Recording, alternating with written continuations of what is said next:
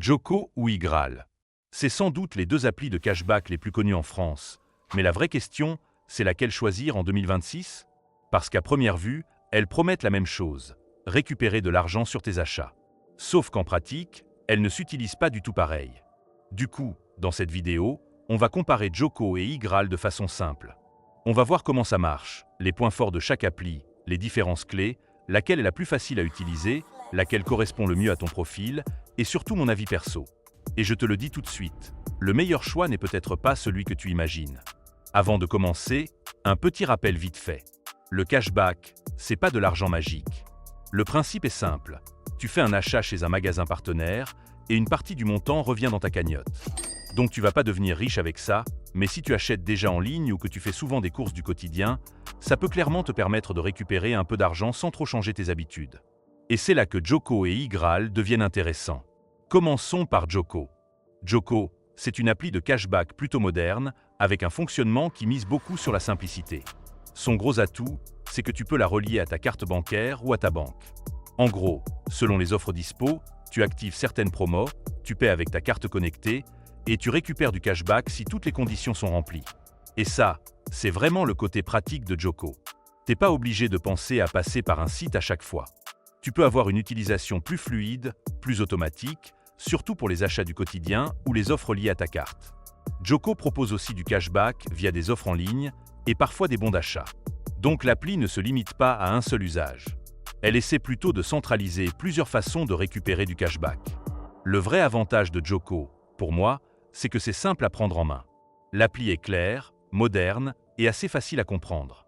Si t'as pas envie de te prendre la tête, c'est clairement un bon point. Tu installes l'appli, tu configures ton compte, tu regardes les offres et ensuite tu peux commencer à utiliser le système. Par contre, il y a un truc important à savoir. Pour profiter au max de Joko, il faut quand même accepter de connecter ta banque ou ta carte. Pour certains, ça pose aucun problème. Pour d'autres, c'est un frein. Et c'est normal. Tout le monde n'a pas envie de lier un compte bancaire à une appli, même si elle est connue. Donc si tu es à l'aise avec ça, Joko peut être très pratique. Si tu veux absolument éviter de connecter ta banque, iGraal te semblera peut-être plus simple au début. Maintenant, parlons de iGraal. iGraal, c'est vraiment le grand classique du cashback en ligne. Son fonctionnement est plus direct. Tu veux acheter sur un site? Tu regardes si le marchand est dispo sur iGraal. Tu actives le cashback. Tu fais ton achat. Et ensuite, si toutes les conditions sont remplies, ton cashback arrive dans ta cagnotte. Là où iGraal est fort, c'est sur les achats en ligne. Si tu commandes souvent sur Internet, iGraal peut vite devenir un réflexe. Le gros point fort, c'est l'extension navigateur. L'extension peut te rappeler qu'un cashback est dispo quand tu arrives sur un site partenaire. Et ça, c'est pratique, parce que le plus gros problème avec le cashback, c'est pas de l'utiliser. Le plus gros problème, c'est d'y penser. Combien de fois tu commandes un truc en ligne et seulement après tu te dis « mince, j'aurais pu activer un cashback ». Avec iGraal, l'extension peut justement éviter ce genre d'oubli. Donc iGraal, pour moi, c'est très fort si tu es quelqu'un qui achète souvent en ligne, qui compare les offres, qui cherche des codes promo ou qui veut optimiser ses commandes. C'est plus un réflexe à avoir avant l'achat. Tu prépares ton achat, tu regardes le cashback, tu actives et tu commandes. Maintenant, si on compare les deux directement, voilà ce que je dirais. Sur la simplicité au quotidien, avantage Joko. Parce que l'appli est très fluide et le côté cashback lié à la carte peut rendre l'expérience plus automatique. Sur les achats en ligne, avantage iGraal. Parce que c'est vraiment son terrain de jeu principal. Tu vas sur un marchand, tu actives le cashback, tu peux utiliser l'extension et c'est très adapté aux commandes Internet. Sur le côté, je veux y penser le moins possible. Avantage Joko. Parce que si tout est bien configuré, l'usage peut être plus naturel.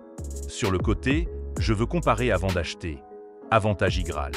Parce que tu peux vraiment t'en servir comme une étape avant une commande. Tu regardes le cashback, les codes promo, les conditions et tu choisis ensuite. Sur l'interface, les deux sont corrects, mais Joko a un côté plus moderne, plus appli mobiles. iGraal a un côté plus classique, plus orienté site, extension et achat en ligne.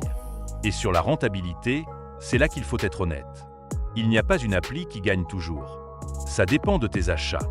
Parfois, une enseigne sera plus intéressante sur Joko. Parfois, elle sera plus intéressante sur iGraal. Parfois, elle ne sera disponible que sur l'une des deux. Et parfois, le cashback peut être temporairement boosté sur une plateforme. Donc si tu veux vraiment optimiser, le meilleur réflexe, c'est de comparer les deux avant un achat important. Les liens et les codes sont en description. Teste Joko, teste iGraal et garde celui qui te rapporte le plus selon tes achats. Abonne-toi si tu veux d'autres bons plans simples pour économiser et récupérer de l'argent.